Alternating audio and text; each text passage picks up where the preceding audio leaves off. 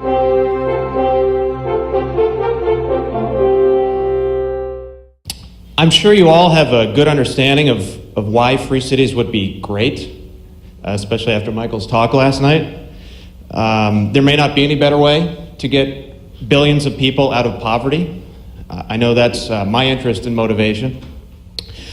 But you might be wondering what they should look like, and specifically how we might create them. My talk this morning will address these questions by first developing some concepts pertaining to the market for law, and then offering a practical strategy for what we might call private or entrepreneurial free cities. I'd like to start with a little exercise to get us all awake and thinking a little unconventionally.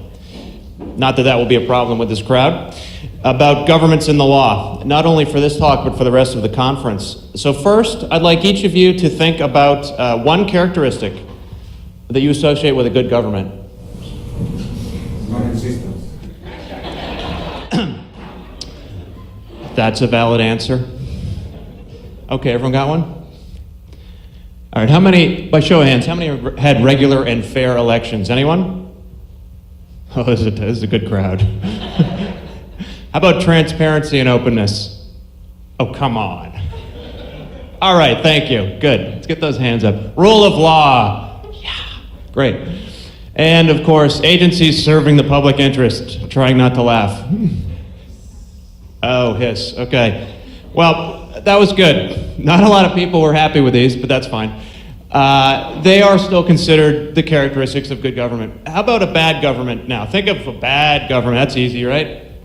Okay, everyone got one? Yeah, hands are flying up. I didn't even ask for them, thanks. Too easy. How about no elections? I'm cheating. These are just the opposite of the last ones. Secrecy? Anyone have that one? It's a bad thing, right? Unpredictable rules. Everyone that had rule of law, let's see those hands. Come on. All right. Agencies serving private interests. Yeah, I mean, that's a big problem down here, right?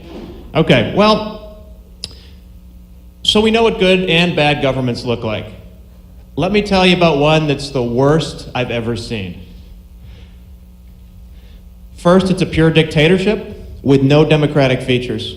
Different insiders might make different laws, but everyone can be overruled by just one man at the top. He can make all laws by himself. Meanwhile, no one outside the government has any say as to what the laws are or who makes them. This government does not have to rig elections because the public has no right to vote.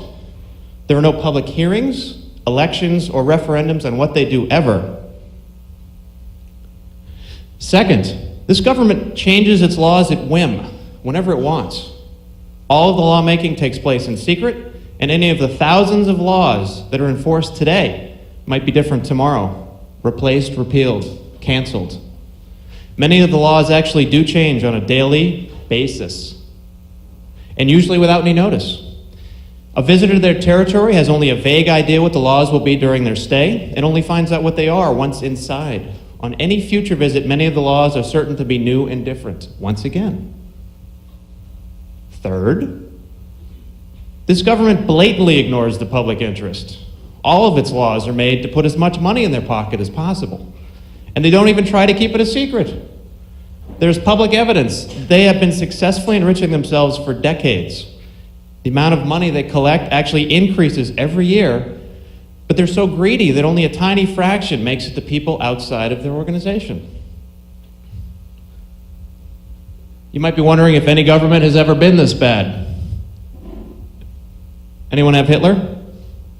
No? They still had elections for a while. How about Stalin? They weren't very good at making money, actually. Saddam? Mao? Still no. How about Zimbabwe, Cuba, North Korea? Now, unfortunately, I could go on for quite a while, actually. These are all examples of truly horrible governments, but none of them quite as absurdly structured as the one I just described. What your favorite grocery store is. Each product price is a strict law declaring that you must pay X dollars to get item Y. And each of these price laws is enforced in the same courts, by the same judges and police, as laws made by the regular government. Even though everyone in the grocery organization is subordinated to a private CEO who was not publicly elected or subject to any public input. The organization makes their thousands of price laws by themselves and in secret. Prices change every day, and stocked items regularly appear and disappear. So you have no idea what the daily price laws are without seeing them inside the store. The grocery government also makes every price law with the goal of putting as much money in their pocket as possible. And they generally succeed as disclosed in their public annual financial reports. All of your favorite food governments are structured like classic tyrannical dictatorships. But they are not poorly behaved at all.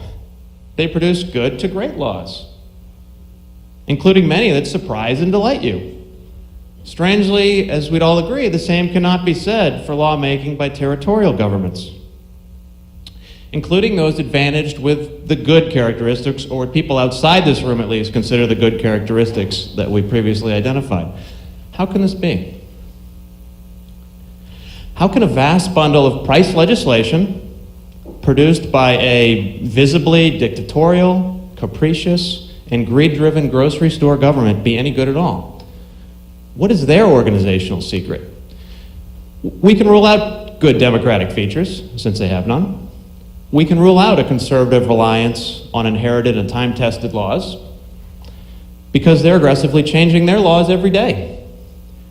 The answer cannot be above average benevolence or wisdom, because all grocery stores produce good laws, including the ones that have below average employees by definition.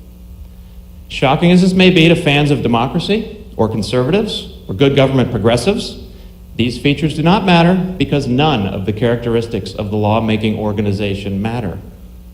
Turns out there is one and only one thing that guarantees production of good laws. The people to be bound by the laws have to actually agree to be bound by them. Not metaphorical acceptance as part of some imaginary will of the people. That doesn't work. Nor does it count to falsely agree under threat or fraudulent ruse. The desire must be real, transparent, and ongoing. Not a single law can bind a single person until and unless that individual gives their genuine consent to be bound by that law. Each law must be strictly opt-in. How important is this one simple feature? Whether lawmakers are devils, saints, or monkeys at typewriters, the opt-in system guarantees that only good laws actually get implemented. The threshold is raised not just from bad to generically good, but to individually good for individual situations. And because bad laws always end up vetoed and ignored, there's no longer any point to making them. Objectively bad laws are driven completely out of production. So if you now concede the somewhat miraculous powers of a consent-based legal system, you may still object it's an unreasonable hurdle for lawmakers to face. Isn't it too impractical, too costly for every little law or law change to obtain the explicit consent of the people it applies to? And the impracticality would appear impossible to deny, if not for the fact that strict opt-in is already the current standard for making almost all new laws, as it has been for centuries. These are laws proposed by entrepreneurs, approved by customers, and thereby enacted by unanimous consent. And they also go by the name of contracts. But the cost of getting this kind of consent could indeed become prohibitive, with lots of people and lots of little changes. We can see how opt-in lawmaking might be inferior to opt-out when it comes to lowering these transaction costs. Fortunately, an easy opt-out system is almost functionally equivalent to opt-in. Laws that are easy to opt out of must be nearly as good as laws that are opt-in. How nearly, you might wonder? Well, as nearly as the time and the cost to opt out of them are near to zero. So easy opt-out means that anyone bound by a bad law can immediately and cheaply unbind themselves. In other words, bad laws can only inflict harm and destroy wealth up to the cost to opt out of them. So we've now arrived at the insight that can actually guide a legal strategy for entrepreneurial free cities. What if we could make it easier for people to opt out of politically imposed rules and into more just and desirable ones? What if we could create new choices for people to underthrow a bad political system, one contract at a time? Instead of worrying about political possibilities for getting laws changed, we could work on entrepreneurial methods to lower the costs for people to switch laws. Lowering costs, as we know, is the job of the private sector, not politicians. We actually have the ability to pursue this vision all by ourselves with just the usual combination of creativity and capital. So now let's talk about how we might get started. So to opt out of a bad law, people need an affordable way to opt out, something better to switch to. Wealthy, lawyer-advised corporations and individuals have been using choice of law and choice of arbitration clauses in transactions for many years, precisely for this purpose, to opt out of the laws and court systems of poorly regarded countries and into good ones. We can actually take these routine but very expensive practices, use technology to make them cheaper and universally accessible, and then deploy them within a specific property to minimize overall transaction costs. This approach can actually work for most of the commercially important categories of law, and we can even stretch the boundaries in incremental ways. We start with business-to-business transactions, move to business-to-employee transactions, and business-to-consumer transactions as the credibility is established. So here's the mechanics. You probably think of disputes as going automatically to the local government court, where the law of the land will be applied, and they do if a written contract is absent or silent on those matters. But besides recording the basic terms of a trade, written contracts can also specify the rules to be followed in the event of any dispute. Most professionally drafted agreements, and especially international contracts, do that. A choice of law clause allows parties to write a single sentence that incorporates a whole body of government legislation of their choice. Maybe a private code, maybe even an evolved doctrine like the Lex Mercatoria, which we also know as the law merchant, or general principles of international law. With this near effortless clause, governing law becomes a matter of individual choice. For our purposes, imagine the following. Any disputes arising under this Free City Membership Agreement shall be governed by the Consent Unlimited Legal Code, except in matters to which all parties have agreed otherwise. Similarly, a choice of forum clause can be used to select a particular court or a particular arbitration agency for adjudicating disputes. This can dramatically simplify contracts and make them more reliable. If you were doing business with a government you didn't trust, you could spend hundreds of pages on representations, warranties, safeguards, and many thousands of dollars on the lawyers, or you might have a one-line agreement. Which would you rather have? This agreement is adjudicated by Richard Epstein. These governance choices can also extend the choice of specific locations and language, among other things. Again, for our purposes, all disputes between Free City members shall be adjudicated by the local Consent Unlimited Arbitration Agency office in English unless the disputing parties agree otherwise. We've created a new body of default law. We still need to address how to make it easy and affordable for the unlawyered masses to opt out of bad laws using these sophisticated techniques. The solution is to make an upfront investment in developing standard contracts and consent documentation technology. That can lower the marginal contracting cost to almost zero. The presentation of critical terms to the contract, especially those that deviate from the default law, can be made in text and supplemented with audio and video clips. When a choice is made, it can be recorded in the person's own words, in handwriting, and in audio and video format. The goal is to make it impossible for anyone to assert that there was any unfairness or that any of the parties actually preferred a law that they chose to opt out of. As a real example, you can picture the do-gooder in America complaining about the sweatshop. On the other hand, we have this. Why are you accepting this $2 per day job in a crowded sweatshop? I currently support my family off the local garbage pile. Life will be so much better now. And who's going to fire that person by changing the law? This choice data and multimedia data can be used to prove to the public that many alleged consumer or employee protection laws are nothing of the sort.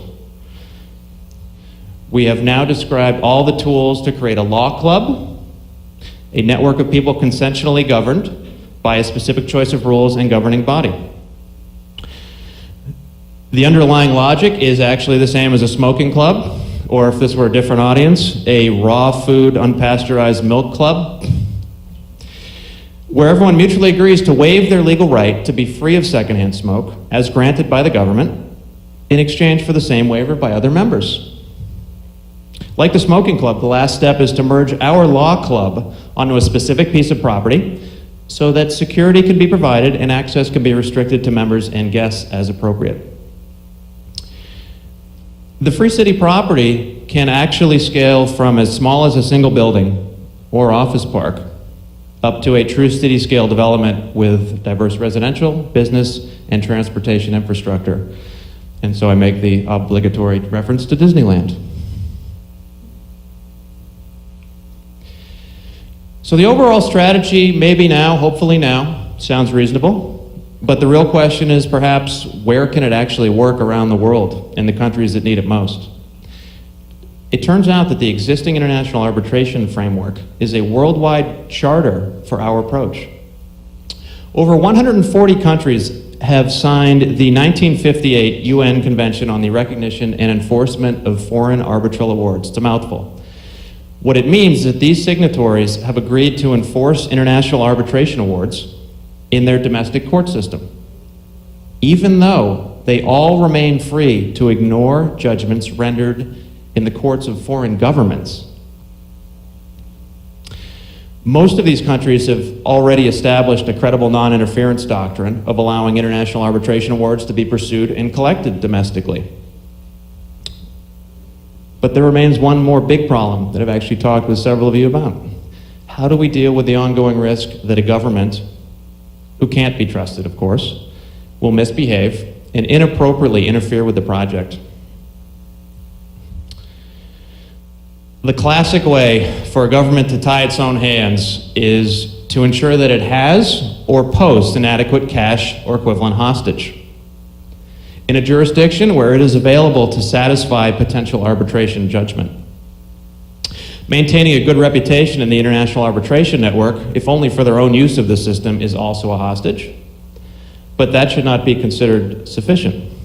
A better option arises from the fact that free city property values can increase as much to 10 to 50 times, as Michael talked about, and that when the new and more favorable legal regime is credibly established, this wealth gain can be used as a hostage. If local governments and other parties are made contingent shareholders in some of the value created over time, and we retain the right to revoke those payments at our discretion. Finally, if total hostage value is still considered insufficient, expropriation assurance may be available through a producer like the Overseas Investment Protection Corporation in the US. They actually offer policies up to $250 million for an annual cost of about 1% of a project value, specifically against governments being bad. So that's the theory. Here's some reality about some possible locations based on some discussions we've had with developers and their lawyers. Obviously, we're only scratching the surface, but we can already imagine a port city in Estonia that offers an English language British common law option to go along with their existing flat tax and corporate tax deferral. We can also imagine a coastal city and a border city in Mexico with default Arizona law and private security. We can imagine an Indian reservation in the US with a world-class medical liability and regulatory regime. Of course, we would also hope that if a charter city can be established in Honduras or elsewhere, it would use a bottom-up choice of law approach rather than a neocolonial government monopoly legal system. And consent certification. We would be happy to offer that to any charter cities and all free city projects. In the longer term, one compelling project is to translate key common law cases and doctrines into Spanish and other languages so that individuals in free cities can incorporate a local language great law code that they don't have right now as an option into their own contracts. Progressive governments might even adopt such a code as their own law because it's easy, just as they do today with privately produced building codes. There are also exciting non-geographic possibilities, especially after we build out online processes for offering and documenting choice of law and arbitration. Similar to the design of credit card networks today, our approach scales easily into territorially unbounded choice of law networks that can be set up between businesses and consumers. One opportunity is to offer the choice of efficient liability rules to U.S. customers attached to a credit card in exchange for discounts on various products and services. And there are many other possibilities. In the big picture, civilization has repeatedly progressed by enabling freedom and choice where choice was once unthinkable. The idea that core life choices are necessarily made and imposed by someone else has mostly lost ground to the idea that these choices can and should be made subject to individual consent. Marriages were once arranged. Religion was by birthplace and forced conversion or extermination. Job was by lineage or even slavery. But now all of these are a matter of competitive offerings and personal choice. The original free cities of medieval Europe offered legal freedom to any serfs who could escape to their confines. And today, contract by contract, free city by free city, we can actually hope to transform billions of citizens from modern serfs of their governments into customers of their governments. Legal systems and government services, I believe, are now in our sights as the last frontier for individual emancipation.